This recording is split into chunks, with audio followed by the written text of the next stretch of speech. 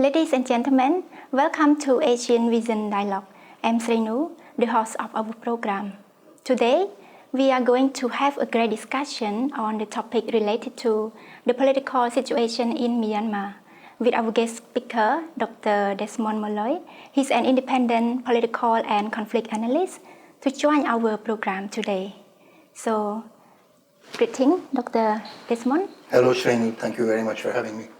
So could you introduce yourself a little bit to our audience? Yes, well, briefly, I am Irish and I spent 20 years in the military, including as a UN military observer in Battambang province during UNTAC, where I met a lady 30 years ago, so I have been associated with Cambodia since then.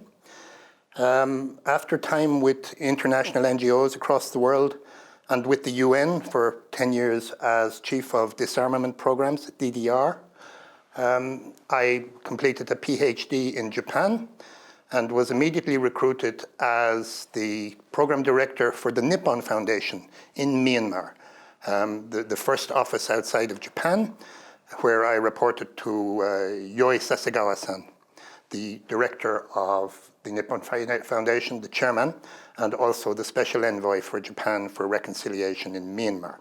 So I spent 6 years in that position.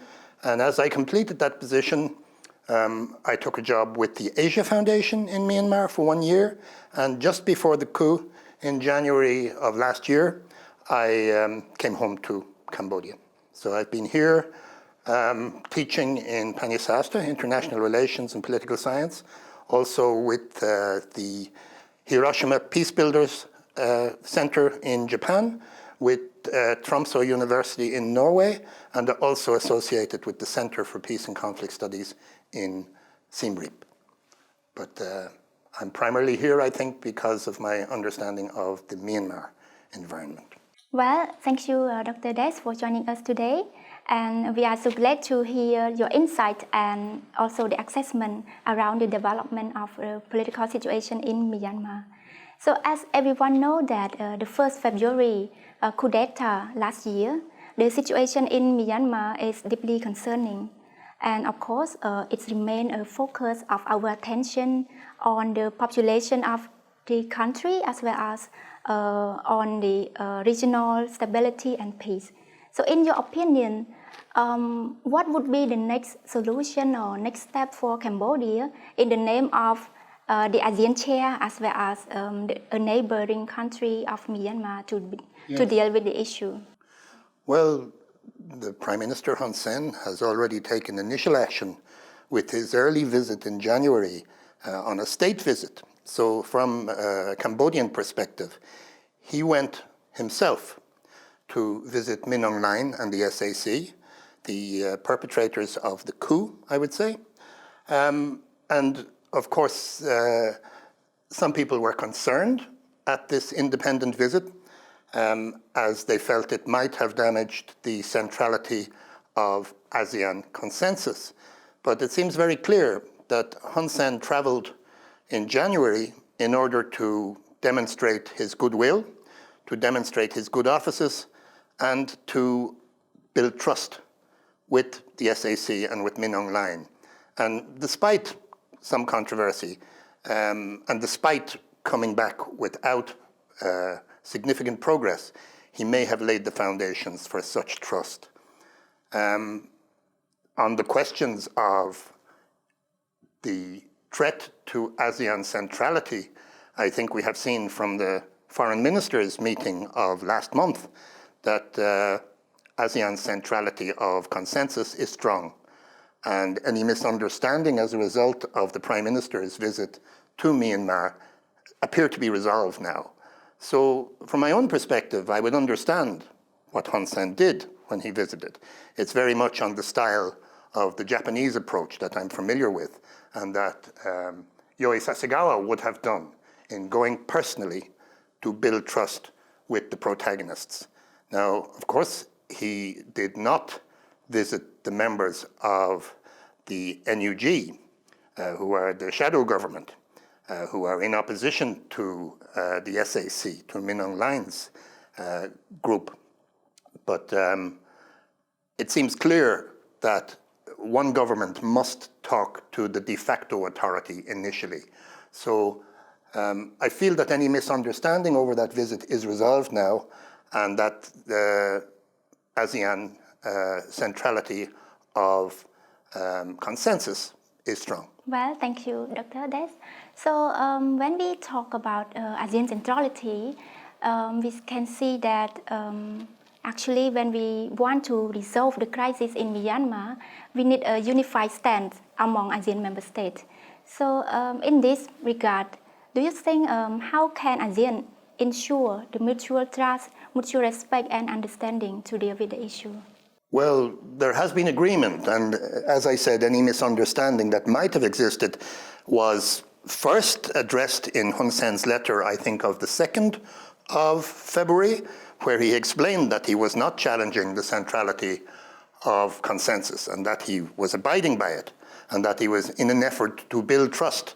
And had he come back with some progress, particularly on the 5 principles that had been agreed in April 2001 between ASEAN and Min Aung Hlaing, if he had made progress on any of those 5, there wouldn't have been any question regarding the undermining of the centrality of consensus. However, Min Aung Hlaing is intransigent. Now, ASEAN is consistent in that it says these 5 principles we agreed are sacrosanct. This is the ASEAN position, and until Myanmar makes progress on some of these issues, we will not accept political representation at ASEAN meeting. And this is agreed by the 8 heads of state of ASEAN other than Myanmar. And my own feeling is that particularly since the foreign ministers meeting of last month, there is no question but that ASEAN is unified in its position. Okay, well, when we talk about the ideas of turning Myanmar into the normalcy or even democracy, it is a wishful thinking. So with regard to this, do you think that the roles of the ASEAN or international community, to what extent does this role can make effective to urge the party to have a ceasefire or what's called peaceful negotiation? Yes. Well, initially we have a zero-sum option coming from the SAC, from the junta authorities. There will have to be compromise. This zero-sum option is faced with the zero-sum option also from the NUG, excuse me. But until there is compromise, there cannot be progress. So if talking does not begin, there cannot be progress. And ASEAN and the international community, which is backing ASEAN, including China, including the West, are backing ASEAN to make progress on these issues and agrees with ASEAN's position in relation to the 5 principles, the first of which is an immediate ceasefire. We cannot attain a normative environment where the people of Myanmar can start to live a normal life. Now, we see at the moment with sanctions and with the civil disobedience movement and with the rise of civil defense activities and military activities, there is continuing savagery, there is continuing war, and we do not see the junta making progress, even militarily, despite its relative strength and the asymmetric environment.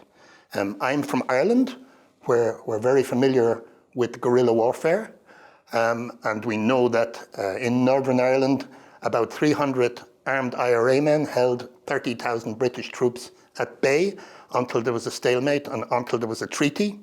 I believe that until there is agreement to a ceasefire, it is very difficult to make progress, and the economy of Myanmar will continue to suffer.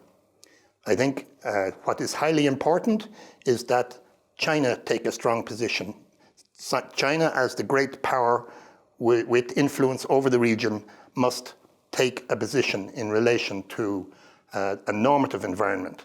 Now, whatever about democracy, we saw during the period of the transitional government of Thein Sein, there was a movement towards democracy, and the people of Myanmar were able to advance the economy tremendously as a result of that. I don't expect to see a fully fledged democracy emerge in Myanmar, but until there is a ceasefire, there cannot be progress towards a normative environment. And I believe that the ASEAN position is correct, and it is supported by the international community.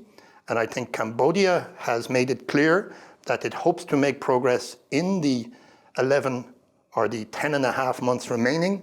Even if Hun Sen has expressed his frustration, I believe he hopes to make progress on some of the 5 principles.